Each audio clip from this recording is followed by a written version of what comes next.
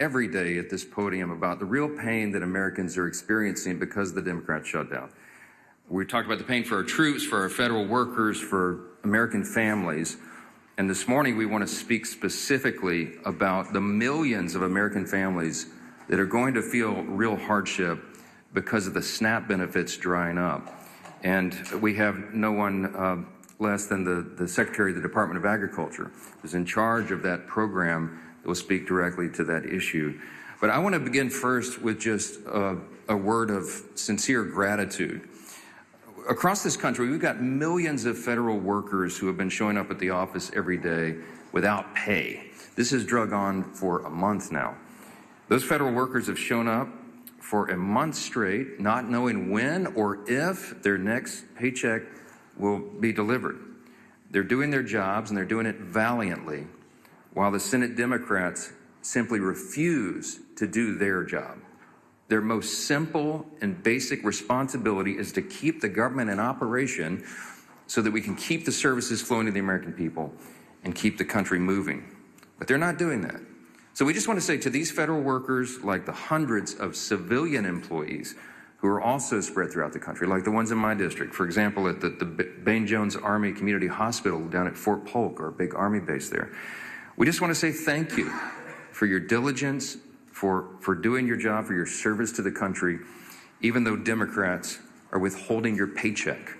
They are shameless in doing so. Throughout this shutdown, President Trump and his administration have done everything in their power, as we relay to you here every day, example after example. They've done everything they can to mitigate and reduce the harm to the American people. He's gone out of his way to find creative solutions to ensure our service members don't miss a paycheck, for example, to ensure that the WIC program, that the nutrition assistance to women, infants, and children is still flowing.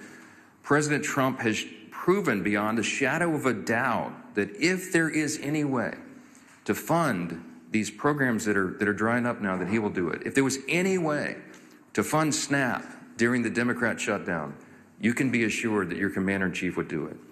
But we are now reaching a breaking point. Thanks to Democrats voting no on government funding now 14 different times, SNAP benefits for millions of American families are drying up. It's about 1 in 8 people in this country who rely upon this to literally put food on their table. And the blame for this lies 100% with the senators sitting over there on the Democrat Party. They are the ones who have locked arms and decided over and over and over and over, 14 times now, to vote against these services being provided. And now I want you to think about that. You're going to have real people, real families. You're going to have children who will go hungry beginning this weekend when those resources dry up. They rely upon that, and yet the Democrats continue with their political games in Washington while people are sitting around the dinner table without the resources that they need. The administration has done all it can to keep this program afloat, but the limits have been reached here. And what are the Democrats doing today? Where are the Democrats? Are they in the Senate today? No, they're out campaigning. While critical SNAP benefits run dry, the Democrats have skipped town. They've abandoned their post in the Senate, and the reason that's so important and noteworthy for the American people is the Senate is the only place where this can end. The last hope of reopening the government before millions of Americans go hungry. They've abandoned their post. Democrats are now this is the incredible part, they're now trying to somehow blame Republicans for cutting off SNAP when Republicans, remember, are the ones who have voted 14 times for the SNAP benefits to flow. It's the Democrats who voted every single time to turn that off. The same Democrats who've been perfectly fine with defunding SNAP and WIC for over a month now are suddenly claiming to be outraged that Republicans and President Trump can't just wave some magic wand and fix the mess that they themselves have created. If they're suddenly waking up to the pain their reckless decision is causing, then there's one simple way to fix it. They can come back in here and vote to reopen the government. But we don't think they're going to do that. Now, this is what's interesting. The most recent development is that you've got many more people now calling on the Senate Democrats to do the right job. There's a handful of moderates still in the Democrat Party, and they are very upset about that. The tension is rising. You had Senator John Fetterman of Pennsylvania, for example, who just yesterday, I think it was, accused his own party of, quote, playing chicken with the food security of 42 million Americans. He's right. And you've seen now the avalanche of people and organizations and institutions calling on the Democrats to reopen the government and vote for the clean CR. You got labor unions, you got the largest airlines in America, you got independent voters. Working class Americans across the country, they are all pleading with the Democrats to do their job and stop using their hardships, the people's hardships, for the Democrats' political games in Washington. Yesterday, there was a lot said, written about an editorial that was in the Washington Post. I commend it to your reading if you haven't seen that, but it reads in part just one line out of that. I would like to stand up here and read you the whole thing. The Washington Post, as you know, is not generally on my side. They said, quote, Democrats openly acknowledge that they refuse to do this, reopen the government, because it would mean giving up their leverage. If they persist, it will mean families start to go hungry. Now, look, this isn't some novel idea. As you know, the Democrats have always traditionally said, breathlessly, given speeches passionately saying that you've got to keep the government funded. You should never shut it down. It would be so dangerous. And we've recounted this over and over. I mean, I literally could be here all day reading the Democrats' own past statements on the perils of shutting down the government, but I'm just going to highlight a couple this morning because they're relevant and timely. I'll begin with Senator Coons. He's the senior Democrat senator from Delaware. In 2013, he said this, quote, our democracy cannot function if the majority party threatens to shut down the government unless it gets its way, unquote. And that was Senator Coons in 2013. And what is he saying now? Earlier this week, he said, quote, frankly, this is our only moment of leverage. Quite a switch. Bernie Sanders has got a lot of airtime here lately, and back in 2018, Senator Bernie Sanders said this, quote, the truth is that shutting down the government is a serious and dangerous action that we must do everything possible to prevent. That was in 2018. You know what he said this month? Quote, if we reopen the government, we lose our leverage. Senator Sheldon Whitehouse in 2013, the shutdown was, quote, entirely unnecessary and has harmed our economy and our reputation in the world. But if we also can't forget, we must never again allow extremist hostage-taking to create this kind of disruption. That was 2013. Just days ago, the senator from Rhode Island said the opposite. It's the only lever we have, meaning the shutdown. What he means is that the pain of the American people is their political lever. I guess he's forgotten his cries of alarm over the extremist hostage-taking. And how about the House? And infamously now, we all know, the Democrat whip, Catherine Clark, the second highest ranking Democrat in the House, said, quote, just last year, she said, they are taking a non-issue, a false flag, and saying this is the reason we can't proceed. It is a dangerous precedent to be threatening a shutdown. That's what she said in 2024. And what'd she say about a week ago? The opposite, quote, of course, there will be families that are going to suffer here, but it's one of the few leverage times we have. Many House members have echoed the same hypocrisy, and I'm not going to waste our time with it this morning, but I do want to leave you with this quote from Chuck Schumer because he is the actual architect of the shutdown. He is the one that is preventing the Senate Democrats from doing the right thing. In March of this year, as you know, he voted on the same CR to avert a shutdown. And he said then, quote, in his speech on the Senate floor and in a bunch of interviews, this is what he said on the Senate floor, quote, the CR was certainly bad, but a shutdown would be 15 or 20 times worse. It was a vote of principle. And today, Chuck Schumer, entirely void of principle by his own estimation, said, quote, every day gets better for his party. Tell that to the millions of American families facing a hunger crisis now as a direct result of his failed leadership and shenanigans. Those Democrats have all collectively voted 14 times over the last several weeks to reject the clean continuing resolution to fund the government, and they've made it abundantly clear they're going to continue to do that, to hold the American people hostage, so long as it serves their political interest to look tough to the leftist radicals in their base. Republicans have done our part to end the government, the Democrat shutdown, and now it's time for Democrats to do theirs. The path forward is simple. Please, Every American who is concerned about this, every American that is feeling the harm, you should call the Senate Democrats and tell them to stop the nonsense. Echo the voices of the unions, of the airlines, of hardworking people everywhere, and tell them to stop doing this and open the government. We have to do that. 42 million Americans are set to miss meals starting tomorrow, and this should be the easiest vote they've ever taken in their lives. I don't want to belabor this point any longer because I'm delighted to introduce you to our guest for the daily press conference here. Everybody knows Brooke Rollins, the incomparable, as I call her, the incomparable Brooke Rollins. She leads the U.S. Department of Agriculture. And, of course, her department operates and oversees SNAP benefits to all these tens of millions of Americans.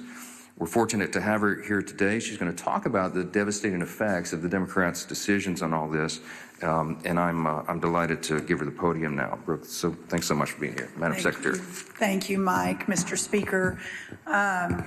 Really great to be here with everyone. I was reminded I was in the Speaker's backyard in Louisiana over the weekend and on Friday, and we went to a restaurant there, and our waiter by the name of Joe was wonderful. He was a multi-generational Louisiana and New Orleans, and he was our server, and he was just so impressive. And towards the end, he brought up that, well, this is a job he had to take because he was furloughed and so was not making any money, and he worked for the federal government. He didn't know who I was. And I said, well, Joe, I can appreciate that. You know, I'm sort of in that world as well. And I said, where do you work? And he said, well, I work for the U.S. Department of Agriculture in their New Orleans office as part of the financial team. And so it just really brought home for me, to echo what Mike said, just thanking so many thousands of federal workers who are showing up, who are still doing their job, who aren't getting paid, those that are now concerned about putting food on the table and making their mortgages and paying their rent, but to be out in the country, I was in Indiana yesterday, and understand the real sort of pain that's being felt.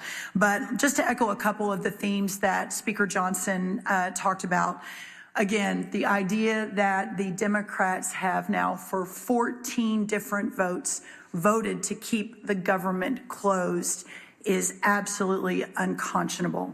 Every day they hold the federal government hostage. They are leaving millions of families' livelihoods and critical benefits, including SNAP, hanging in the balance.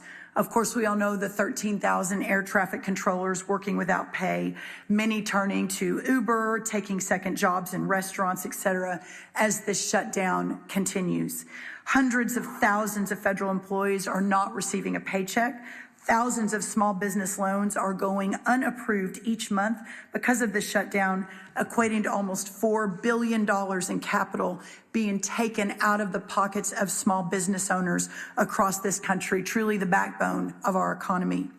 It is a fact that Democrats shut down the government over free health care for illegal aliens and their $1.5 trillion partisan wish list. Democrats need to stop playing politics with the livelihoods of hardworking Americans and open the government now by voting for the clean resolution. We are here today because SNAP benefits run dry tomorrow. So the truth has finally revealed itself, hasn't it? Democrat support for programs like SNAP is now reduced to cynical control over people's lives. This last month has shown that the party who constantly says it puts people over politics does the complete opposite. Millions of Americans, as of tomorrow, will no longer receive SNAP and potentially WIC or even a paycheck. Democrats have instigated a disgusting dereliction of duty unlike anything I have seen in all my years doing this work, all to favor illegal aliens and other radical far-left policies that benefit only a small, tiny sliver of their base. I am embarrassed for Chuck Schumer. He is going out of his way to please the likes of Zohran Mamdani, a man who is polarizing America with his socialist rhetoric and anti-American principles. The very essence of government responsibility is to the citizens who live and work here to protect their interests first, unless you are a Democrat in the United States Senate. Chuck Schumer and the Democrats are doing all this because they fear the socialists and the radicals to their left. Ironically, in leaving American families hungry and American children without food, they are giving a preview of what those socialists will do to every one of us if they ever take power. What you're really seeing here is the end of the Democrats as a responsible party of government, a party that ends governance, a party that ignores Americans, a party that cannot master the most basic principles and processes of government, is a party that cannot be trusted with the reins of power. It isn't oriented toward anything but the end of the system in which it exists. SNAP is arguably just the beginning. The logical and inevitable end to where this all goes is the Democrats and the whole superstructure of constitutional government. President Trump has made it clear, reopen the government, get government funding back on solid footing, restore the confidence of American families who count on programs like SNAP, and stop treating them and their well-being as pawns in a political game, according to the Democrats. Prioritize American citizens, prioritize American families, and prioritize American children. I would like to make a quick note and then want to obviously leave lots of time for questions. Yesterday, I was in Indiana, and I was visiting a soybean farm, sixth generation soybean farm, the Everetts. And they have about 1,500 acres right outside of Indianapolis. We were harvesting corn, but they also do soybeans. And as I was there, it occurred to me that what President Trump has been doing over the last week or weeks in fighting across the world to open up markets for American farmers, for American families, while the Democrats are back here playing political games. It must stop. We must get the government open, and our citizens and these voters and our taxpayers and our families and our children expect no less. Thank you all. All right, take a few questions. Chad, go ahead. You're standing up in the back. Go ahead. Hello, Chad. This question for the Secretary. The minority leader in the House said yesterday, Hakeem Jeffries, that the term he used was lying, that some of these SNAP benefits couldn't be liberated. Can you explain, refute that, give us your perspective, what their perspective is, and what your argument is, why they can't? Yeah, and I appreciate the opportunity to explain that. So the fact that the Democrats are saying, but wait, USDA has money in their accounts, why it is really their fault, I've seen it over and over and over from some of their leaders, is absolute false, and it is a lie. We have been saying on October 10th, we sent messages out. On October 24th, we sent messages out. These benefits end on November 1st. Now, let me get down into a little bit of the details on that to better explain. So there is a contingency fund at USDA, but that contingency fund, by the way, doesn't even cover, I think, half of the $9.2 billion that would be required for November SNAP, but it is only allowed to flow if the underlying program is funded. It's called a contingency fund, and by law, contingency fund can only flow when the underlying fund is flowing. So, for example, if today the Democrats say, oh, never mind, sorry, we'll open the government, and SNAP flows, Hurricane Melissa or one of the hurricanes hits, that's the contingency fund that we would use to send more money into the vulnerable communities that are harmed by a specific event like a hurricane.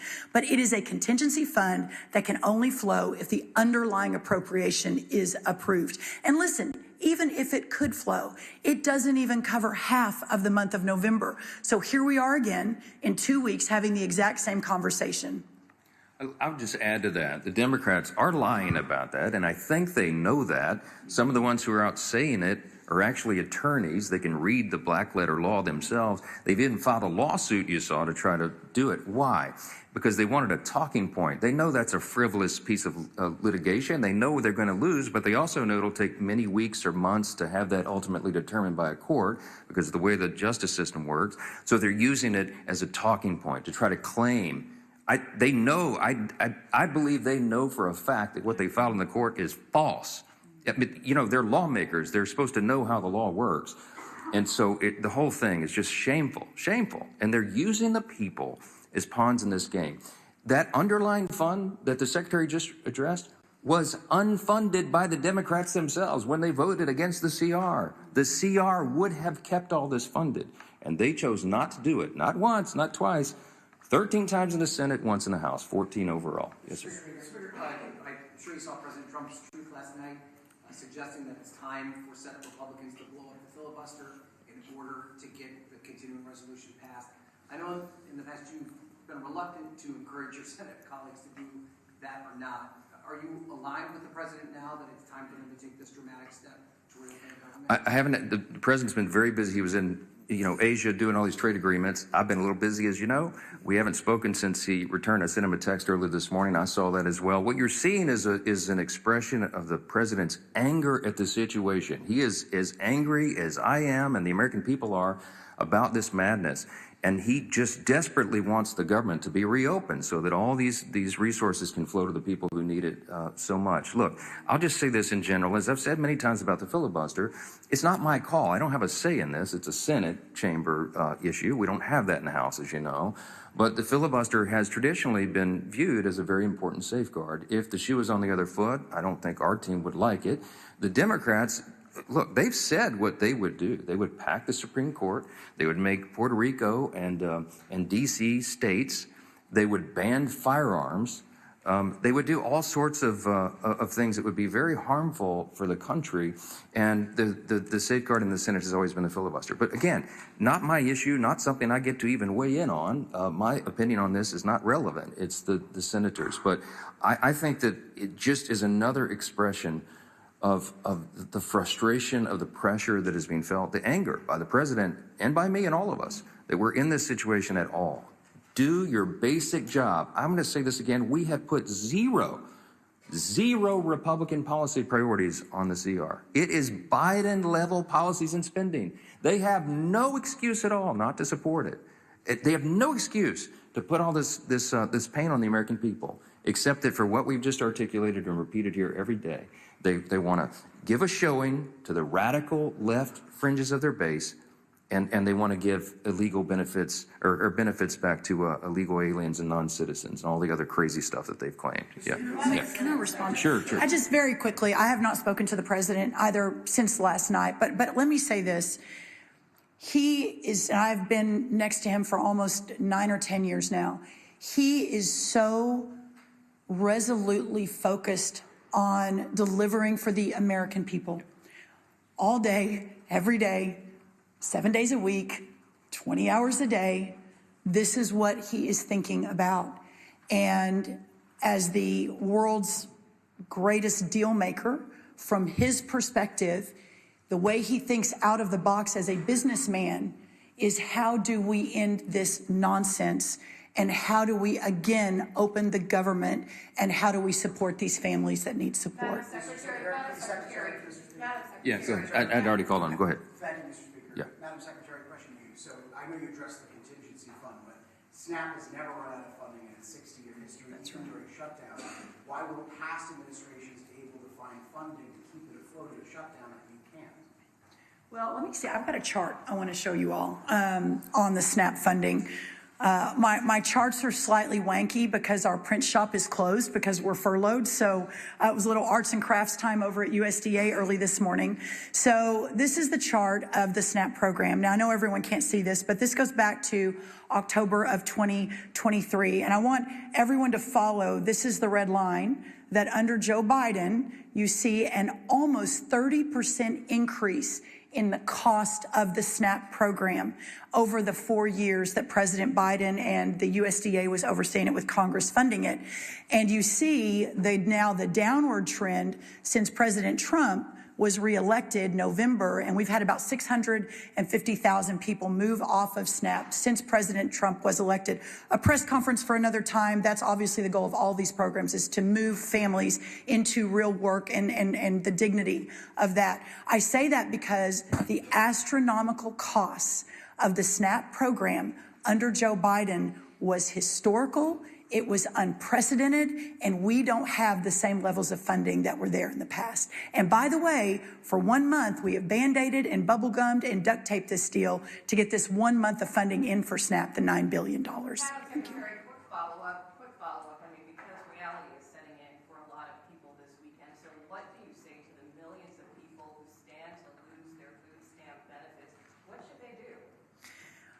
My message to America is first, the fact that your government is failing you right now. That poverty is not red or blue. It is not a Republican or Democrat issue. It doesn't matter who you voted for or even if you voted. That if you are in a position where you can't feed your family and you're relying on that $187 a month for an average family in the SNAP program, that we have failed you. But I think what's so important, and this is why we keep hammering this, the Republicans have voted over and over and over again to open this government so that these funds don't stop. And for 14 different times, the Democrats have said, no, we are going to hold hostage the most vulnerable families in this country so that we can get our left-wing radical agenda into the government and the governing structure. And to that, President Trump, Speaker Johnson, Majority Leader Thune have said absolutely not, and we're very grateful for that. Please vote yes. We implore the Democrats in the Senate to vote yes to get this government open and these people the benefits that they need to feed their families. And it's clarifying. When she says we have failed you, she means we, the Democrats, okay? Because as we've just explained, Republicans have voted 14 times to get this done. The president has pleaded with Schumer and Hakeem to open the government, and they told him no. We're doing everything we can. The Republicans, they say, well, the Republicans are in charge of the federal government. Why can't they get this done? It's simple math. We need 60 votes in the Senate. We only have 53 Republicans. We have to have Democrats. It is the Democrats alone who are failing the American people. And this administration, every cabinet secretary, it's not just Secretary Rollins, every cabinet secretary is bending over backwards to make sure that the American people are served and they get what they need. But we are not magicians. We cannot wave a magic wand. The funds have run out because the Democrats are playing games. And that's why we've been here every day this month pleading with them to do the right thing. And they do not care. They have shown how callous they are. They do not care that people are suffering. And that's who's failed them. It's not the government overall. It's the Democrats who are holding up the government for working for the people. It's a very important thing. Jay, go ahead. You undoubtedly have seen some of the modest progress in the Senate, and these people are talking about spending, 26 spending. Number one, I want to get your sense for where things are, your reaction. Then, would you bring the House back if they got some sort of agreement on a number of spending bills? Yeah, look, the whole point of this is a very important reminder. The reason we're in this mess is because they voted against the clean CR. What was the point of the CR? The CR was merely to buy us 7 additional weeks to finish the funding of the government, the appropriations process. We were working on that in bipartisan fashion and bicameral fashion. As you know, we had a conference committee set to go on 3 appropriations bills that had passed out of the House. They didn't match the Senate exactly. They were going to work through that. That's the process. And our appropriators, the members of Congress who work on all this funding every day, are raring to go. In both parties, in both chambers, they want to get back to that work, and that is the whole point. Chuck Schumer and the leadership are holding that process up. So am I optimistic that we can get back to that? Yes, but we can't do any of it until they take the simple step to vote on that additional time. It's just a stopgap funding measure to make all these services and funding flow to the people so that we can finish that work. They're holding it up. So I'm heartened, Jay, that we have members on both sides. I had a meeting with the chairman of our Appropriations Committee in my office yesterday afternoon. Tom Cole came in. We were talking about the latest and what those appropriators are doing, the things they're working on. I meet with Leader Thune about it almost daily on the subject. We are ready. The next packages of funding bills are being prepared. And yes, we want to pass that off the House as soon as possible. We want to get all 12 appropriations bills done because we're returning to regular order.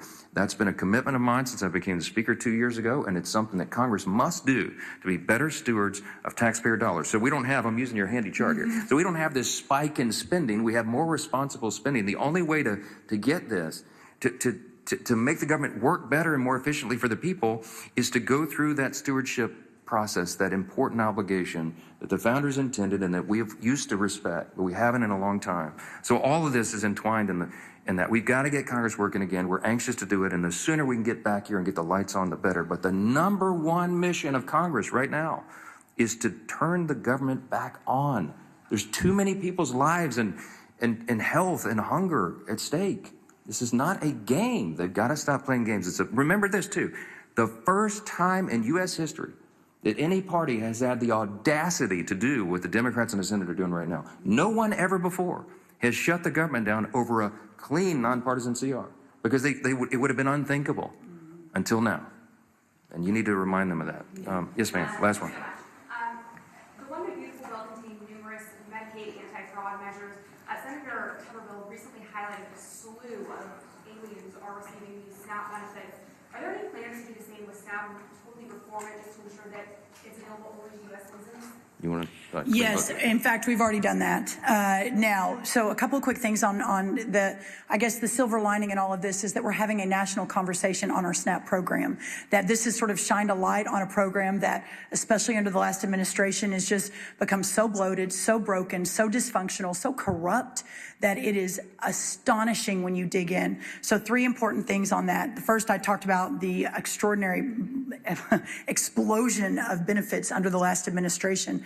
And what happened was that the money that was going out was zero accountability. So one of the very first things we did when I was sworn in was send a letter to all the states and to remind everyone the SNAP program is administered through the states and the governor's office. So send a letter to all the states saying no more illegal aliens on SNAP. Period, full stop. So that's already a rule of this administration. We're working to enforce it every single day. The second thing is we began a very serious investigation into a lot of the fraud and abuse that we kept getting anecdotal stories of that no one was doing anything about. And so just in the last, I think, 6 months, we've had major dozens of arrests, people going to jail, fraudulent activity of 50 million here. One guy's registered for SNAP in 6 different states. I mean, it's one thing after another. So we are taking that extremely, extremely seriously.